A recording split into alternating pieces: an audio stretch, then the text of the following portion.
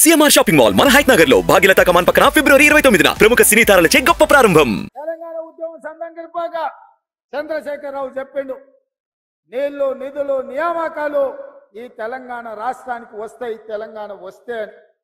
ఇవాళ నీళ్ల ముసుగులో నిధుల దోపిడీ జరిగింది. నియామకాల ముసుగులో కుటుంబంలో ఉన్నోళ్లకు అల్లుడికి కొడుకుకు బిడ్డకు పదవులు వచ్చినాయి. సడ్డకుని కొడుకుకి రాజ్యసభ వచ్చింది, చుట్టపోనికి మంత్రి పదవులు వచ్చినాయి. కానీ లక్షలాది మంది నిరుద్యోగ యువకులకు ఉద్యోగ నియామకాలు చేపట్టలే.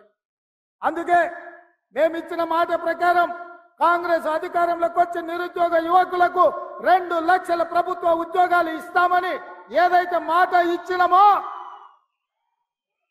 అధికారంలోకి వచ్చిన 2 నెలల లోపు 25,000 ఉద్యోగ నియామకాలు ఎల్బీ స్టేడియంలో మేము బాధ్యత చేపట్టినమో, మీరందరూ కష్టపడి మాకు ఉద్యోగాలు ఇస్తే ప్రమాణ స్వీకారం చేసినమో, అదే ఎల్బీ స్టేడియంలో 25,000 మంది నిరుద్యోగ యువకులకు ఉద్యోగ నియామక పత్రాలు మన ప్రభుత్వం ఇచ్చింది.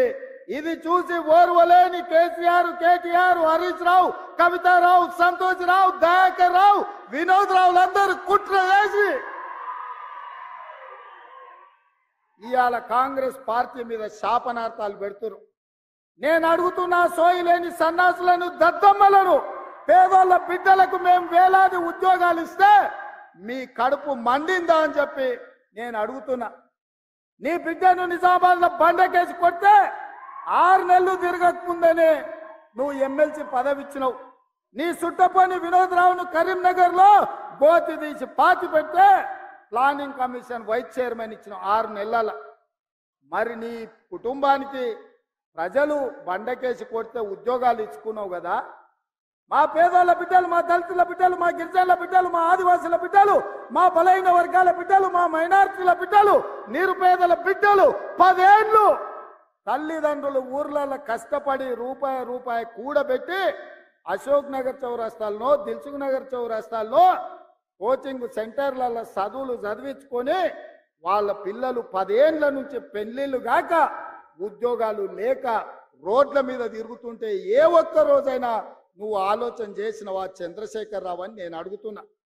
ఇవాళ నీ బిడ్డలకు ఉద్యోగం లేకపోతే నీకు దుఃఖం వచ్చింది. ఉన్న పలంగా వాళ్ళకు పదవులు గట్టబెట్టినావు.